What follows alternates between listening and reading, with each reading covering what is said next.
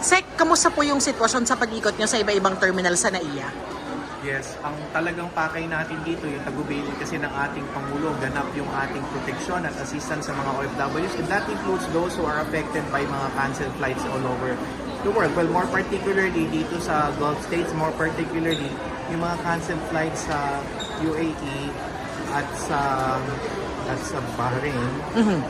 Meron din na-cancel sa Oman, around 14 flights in all ito, no? Pero karamihan UAE, Abu Dhabi and Dubai. Merong iilan sa Riyadh yung PAL flights. However, in Saudi is continually still flying.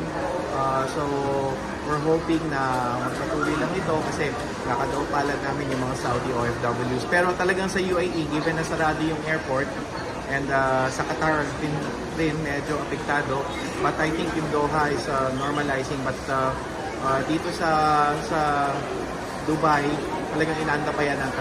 Alam natin na merong magiging anunsyo ang mga authorities in the next few hours or maybe within the day. But we're hoping for the best. In the meantime, sanib po sa tayo with Admin PY Kaunan at ng OWA sa pagbibigay ng pasalamat tayo sa OWA, nagbibigay ng accommodation, transport, flight way booking assistance, and of course, being in the lounge, ay pwede sila doon kumain, magpahuway habang nag-aantay ng kanilang flight information. So, marami kami nakadao palad ng mga OFWs. In general, they are very good spirits, lalo na yung mga nasa ibang destination naman, maaaring transit lang ang Dubai or Doha, or Bahrain, but they are ending up in other places, so riniri-book lang or riniri-route lang yung mga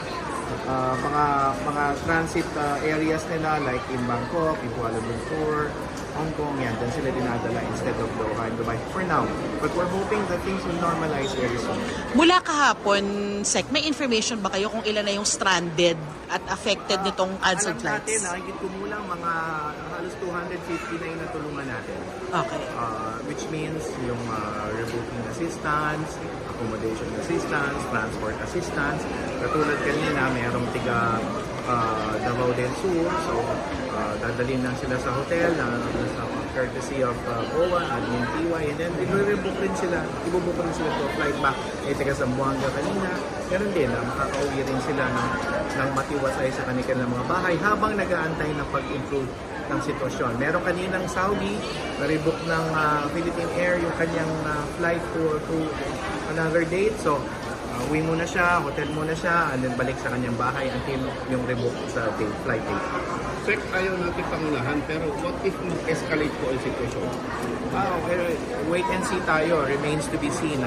We definitely don't want to sound a grave alarm. We don't want to send a message of panic amongst our OFWs. Ayaw natin silang lubos na kabahan. They need to be careful, of course, kaya may mga advisories na pinalabas ang Embahada, Migrant Workers Office natin to abide by host country rules, abide by protocols, alarms, and times in which you should be in a shelter, whether residential or government, public community shelter.